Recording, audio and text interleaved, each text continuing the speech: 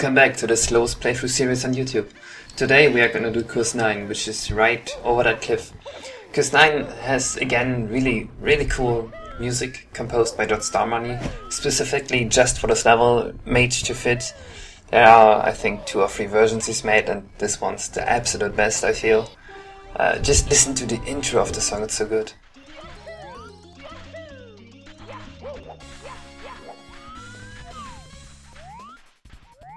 So we need to get over there, and to finish the obstacle parcours there, we need that power-up that you just saw.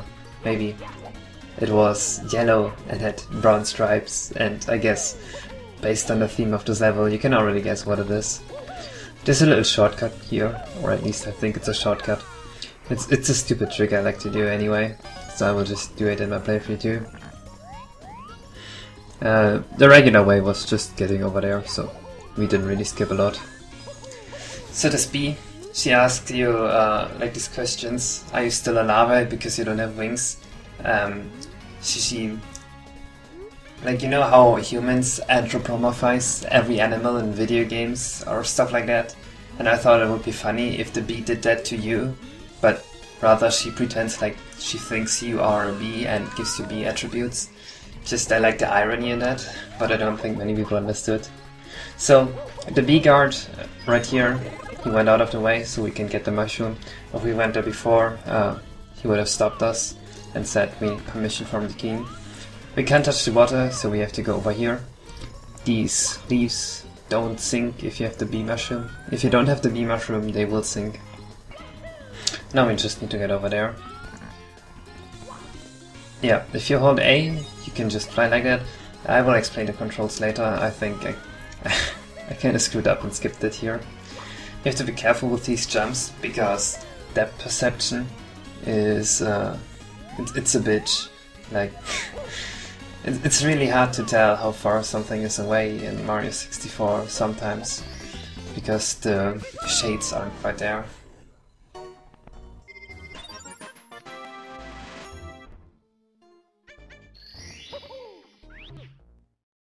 Next up, Panic in the Hive.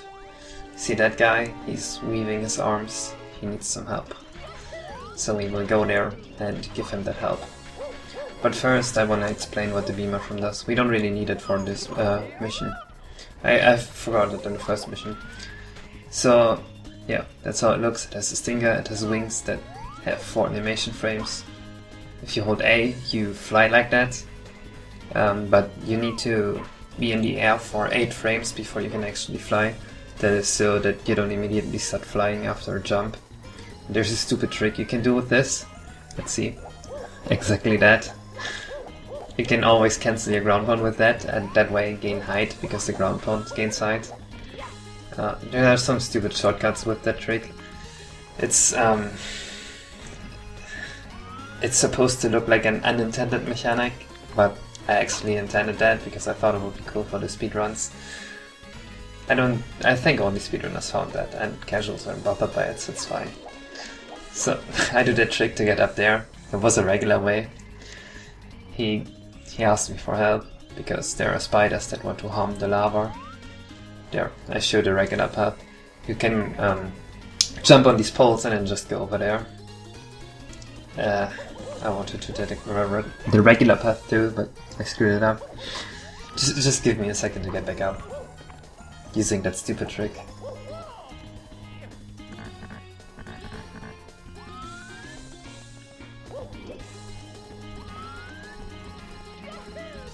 Yeah, I skipped the pulls. The pulls are actually kind of difficult, I feel. These are not regular scuttlebugs. I think I've called them hyper scuttlebugs. They deal 3 damage and they jump around like that to make it more difficult to jump onto them. Though barely makes it any more difficult. To just like gain 30 height or something like that. He thanks you and you get the star. I don't know how I feel about the star design. I guess it's kinda okay. It's better than just a boring climb up and you get a star. But I'm not too satisfied with it either. It was a filler, to be honest. These guys, this one's not a filler. This is a really cool mission in my opinion. This time we go outside the hive. Right here. You, me, race. No. He's not talking around. We just have to go race. I like this feeling of hurry that he gives off by not even asking you if you want to race. You can just go back in and out if you want to restart the race, so you're not in trouble here if you don't realize that the race started right away. You can take a shortcut right here if you're good with the me power, but I guess I am not. Alright, back on track. I don't think I'm gonna do the shortcut again. I don't wanna waste too much time just dying over and over doing silly tricks that I don't need to do. Because at the end I will have to wait for the bee anyway. I can just do it like that. I can get up these things by just wall kicking off of them or doing that silly ground pound trick I showed you guys earlier. Or combining them like that and then falling off again. Right here, I'm actually scared that I lose the race to the bee. But I make it just in time. And she gives you a star, because you are the fastest bee around. If you are too slow, I think she taunts you and says something to you. This hidden 1-up you can get if you go all the way here. I felt like I had to put something there, because like it would feel bad to the player if he went all the way there and didn't get anything, but I also had to put that branch there for the level design to make any sense. So I was kind of forced to put a 1-up there. That's the actual reason. Oh, but we are at the 100 coins and it's time to answer your questions again. You guys asked a lot of questions after I've asked you guys to ask me questions in the last part. This wall jump is really difficult. You have to delay it a bit. Anyway, on to the questions. So, people ask me how old was I when I started ROM making and what my motivation to start ROM making was. I think I was 17. At the time, I just finished with an online game I've played for various reasons. And I always have like this one hobby that I spend a lot of time on and that I get really good at. And at that time I was searching for a new one. And I came along Star Road, which looked fun because I really liked Mario 64 as a kid. And then I saw someone like do all these custom levels and I thought, man, this is cool, I want to do this too. And so I eventually started to learn ROM hacking. What do you think of the speedruns of this game so far, and how aware was I of the speedrun strats? I knew many of the strats. I even purposely built in strats, as I've explained earlier with the bee mushroom. Oh, that's a thing I will show you guys later. I don't want to spoil that black power-up looking thing just yet. I only had to go up here because I need the coins for the 100 coin star. Anyway, what do I think of the speedruns of this game so far? I haven't watched any so far. I wanna wait until they become somewhat optimized. I hope they become somewhat optimized someday, because I really like watching speedruns. Maybe they already are, and I just haven't watched one, but I still wanna wait before I watch my first one. There are probably also some really cool strats I still don't know about, and I'm really looking forward to seeing stuff like that. But I don't wanna spoil myself to like the finalized route. You know, I just want to avoid the spoiler. Do I have stats on how much time went into actual coding, project management and assets? I don't have actual stats, but I've calculated that I've spent roughly 4,000 hours just on this hack. And there's obviously like ideas, they just come on the fly sometimes, like you're watching TV or playing a game or just walking to college and you get an idea of, hey, this would be a good theme. And then I just think about it while doing other stuff. The coding part would be about 1,000 hours. Drawing assets would be like 2,000 hours maybe.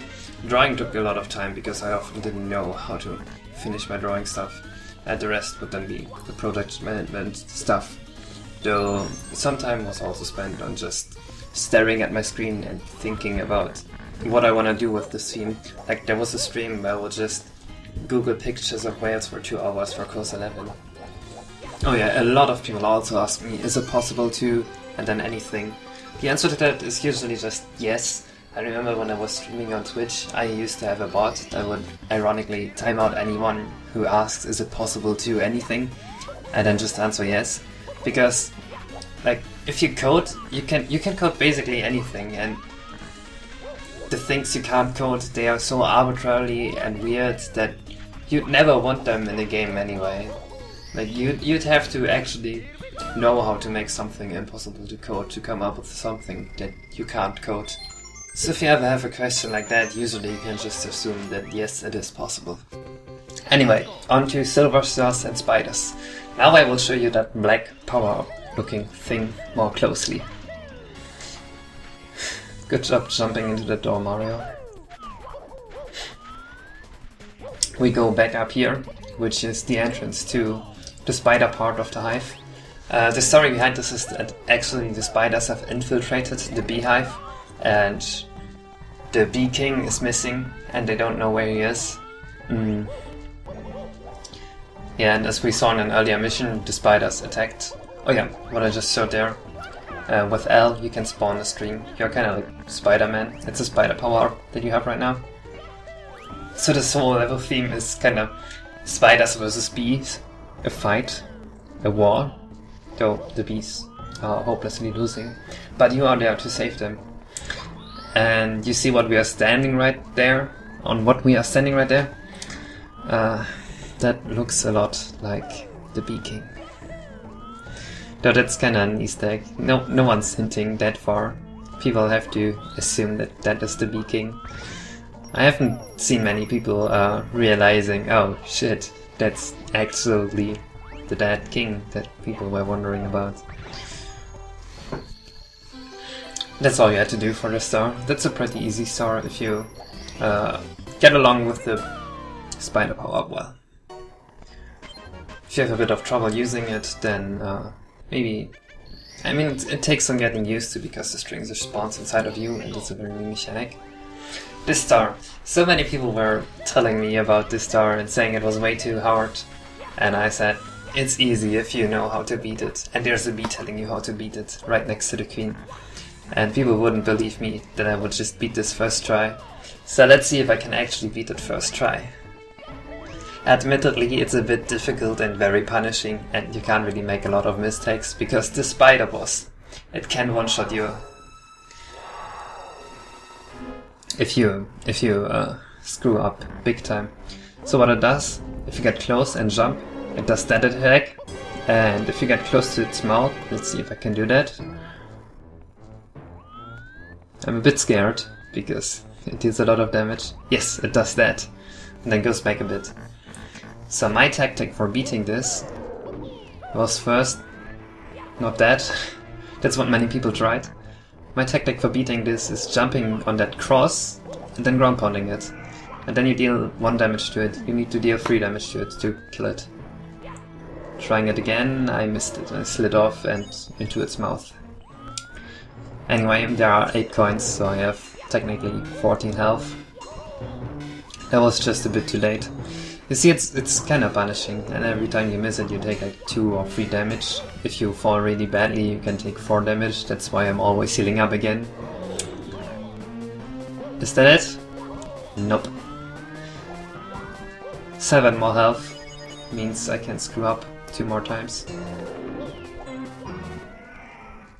And that's it. I made it first try.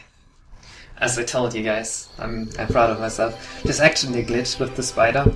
Its fangs, they sometimes are still active, I think. And you can still get hit by them. I'm trying to search for them right now. There's a video of someone beating the spider boss after many tries and it's surviving 2 health. Then he wants to go to the stars. And the fangs are still active, meaning the hitbox can still hurt you. And then he dies after so many tries. It was so sad to watch, but... yeah, glitches. Anyway, that's it for this part. I'll see you guys next time. Until then.